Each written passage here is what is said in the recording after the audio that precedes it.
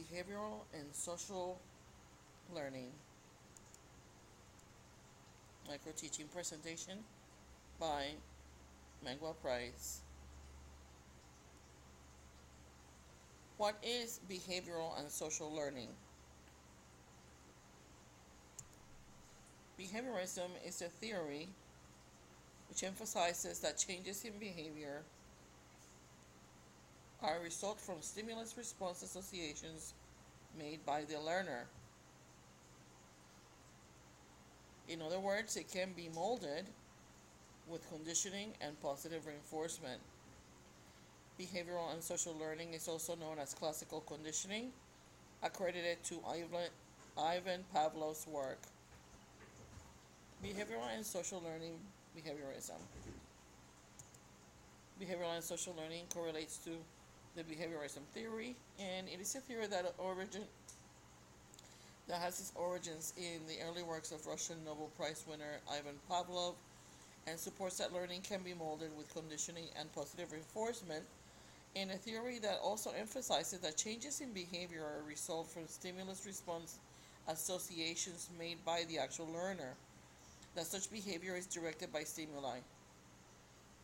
An individual selects one response instead of another because of prior conditioning and psychological drives existing at the moment of the action. In other words, that behavior may be learned or modified. Again, the roots of the discovery of behaviorism is with Ivan Pavlov working with dogs. Those were his subjects during his experiments. In the early beginning, he inadvertently discovered classical conditioning when performing an experiment on a dog which involved testing digestion. Classical conditioning is a form of learning in which animals come to respond to a previously neutral stimulus that have been paired with another stimulus that elicits an automatic response. Pavlov demonstrated that classical conditioning first by starting with a neutral stimulus. In the experiment, then he used a neutral stimulus with the unconditioned stimulus in the next stage, and the unconditioned stimulus being the meat. So every time he used the metronome, he will bring out the meat powder to the dog. The dog unconditioned response then became salivation as a result of nature and not just nurture or the experience. Then Pavlov repeated the experiment again and again, finding that using the metronome, the dog salivated even when the meat powder was not presented. This phenomenon or this finding is called conditioned response, and the metronome has become the conditioned stimulus, which is a product of nurture or experience. So now when the dog heard the sound, automatically salivated. The birth of classical conditioning came about, again, when the dog salivated, even when the meat powder was not present. And that's called conditioned response. Pavlov's discovery was so important to psychology today because it really became the foundation for behavioral psychology. And for John Watson and Skinner, it actually, this theory was a foundation that gave them behaviorist approaches to learning, which is now crucial in education. And here's an illustration of what transpired in his experiment. What is the worldview on behaviorism?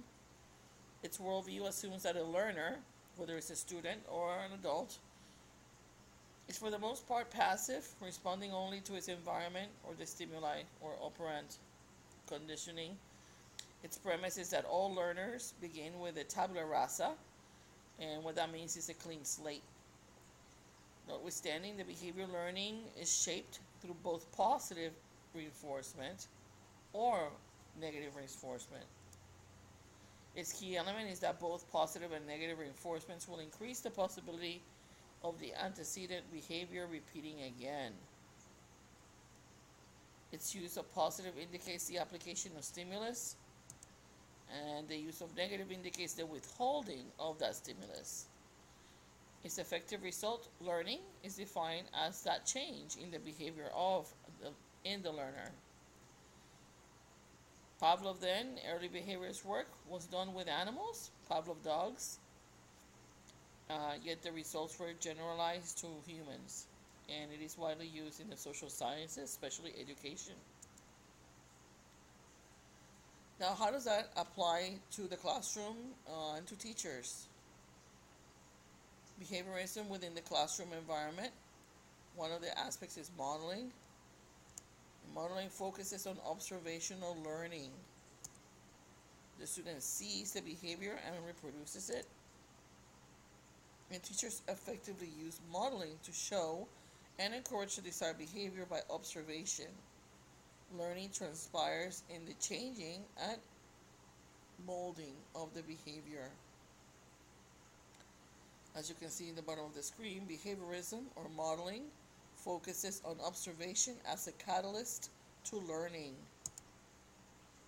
Here is a link to Responsive Classroom, and where it shows modeling as an essential part of this classroom management approach. You may conduct further research on this particular strategy, Responsive Classroom. Behaviorism within the classroom is also done through cueing. Cueing could be verbal or nonverbal responses or a combination of thereof to communicate and develop student awareness of whether behavior is appropriate or inappropriate. Cueing is most effective if discussed immediately before the desired action is expected to help the student recall the correct behavior. This is really important. Cueing is an essential part of whole brain teaching, CHAMPS, and silent signals classroom management approaches. Behaviorism cueing focuses on key communication that could be verbal or nonverbal, and in encouraging student self-awareness. Practice 1. Next, I will present you with a couple of scenarios. One is within the classroom and one is outside the classroom, but I'd like you to please take some notes and see how behaviorism is or is not exemplified in the scenario presented. See if you can identify and write down the applicable antecedent, the stimuli, and the reward. Here's scenario number 1.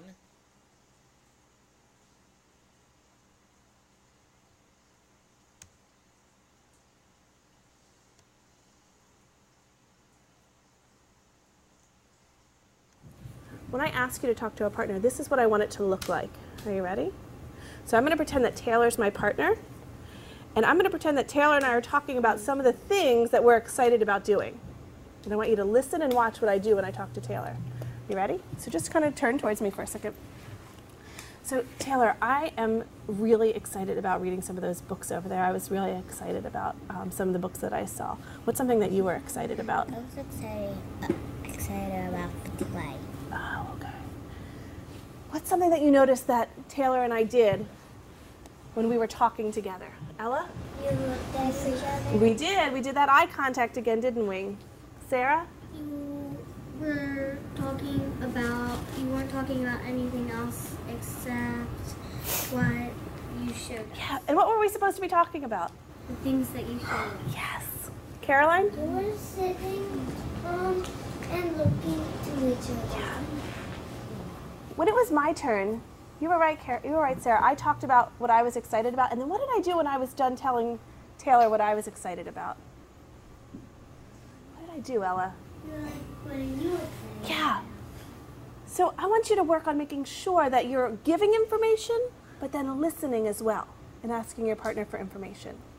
Does somebody else think they can show us how we just did that? Caroline and Jackson, would you come to the middle of the circle, and would you show us how you could talk about something that you're excited about? Just turn and face each other. What are you excited about? I'm excited about the books. I'm excited about learning about space. Thanks, going back to your spaces. What did you notice that Caroline and Jackson did? Natir? They were just sitting together and they was talking about the things what they were excited about. So that's what your job is going to be. In just a second, I'm going to tell you who your partner is, and you and your partner are going to go ahead and find a place on a carpet to talk about the things that you're excited about. Are you ready? Remember, make sure that you are sharing your ideas, but also listening to your partner. So we're all going to try it now. Let me tell you who your partner is. Taylor and Elise, would you go find somewhere? Would you talk about the things that you're excited to do in our classroom? Go ahead and find a place on the carpet. Here, sit down with Jackson. And it helps to face each other. There you go. I'm excited about everything.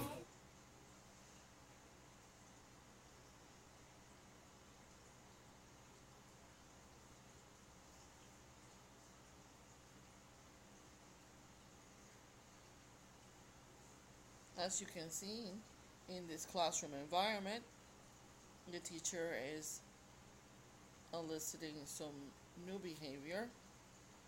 Now let's see if we can identify behaviorism in the next scenario.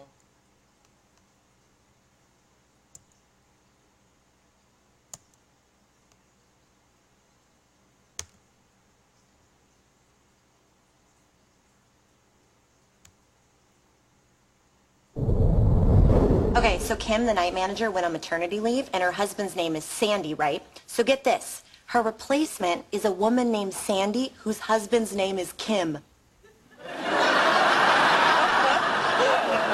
Wow. I know. What are the odds? Oh.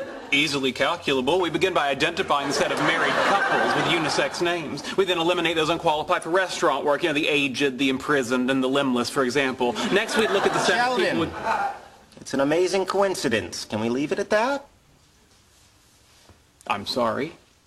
Oh, Penny. It's as if the Cheesecake Factory is run by witches.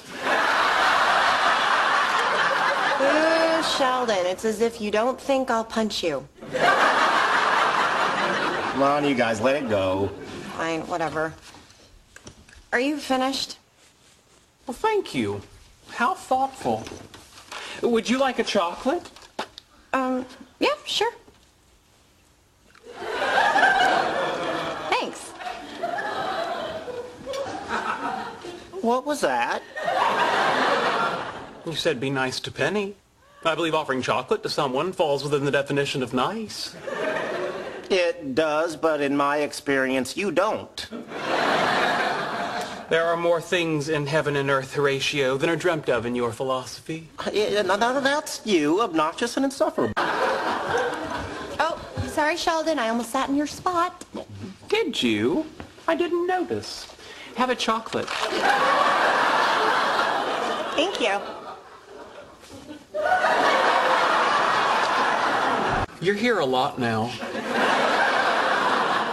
Oh, am I talking too much? I'm sorry. Zip. Thank you. Chocolate?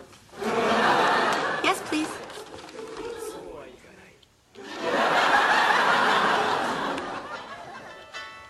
Oh.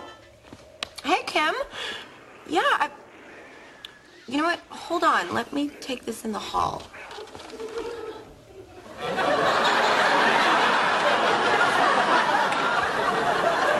You'll never guess who they got to replace you with. Okay. I know what you're doing. Really? Yes. You're using chocolates as positive reinforcement for what you consider correct behavior. Very good. Chocolate? No, I don't want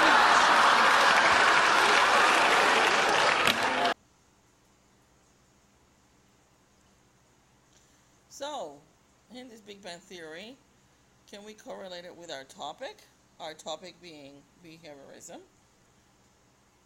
In review, behavioral and social learning is attributed to Russian Nobel Prize winner Ivan Pavlov for early classical conditioning. All behavior is learned. If undesirable, it may be unlearned and replaced by new behavior. And we saw a few scenarios in those practice videos. Focuses on observable and measurable human behavior. New learning takes place under the premise that all desired response must be rewarded. Other advocates who build upon Pavlov's classical conditioning were John B. Watson and B.F. Skinner. Both of them took the origins of behaviorism and applied it to their actual approaches in learning. For more classroom applications, you may research the use of modeling and cueing under responsive classroom, or you may research whole brain teaching or silent signals. Some of those are under our references and other resources. And you're welcome to preview or research these resources. So thank you again. Have a great day.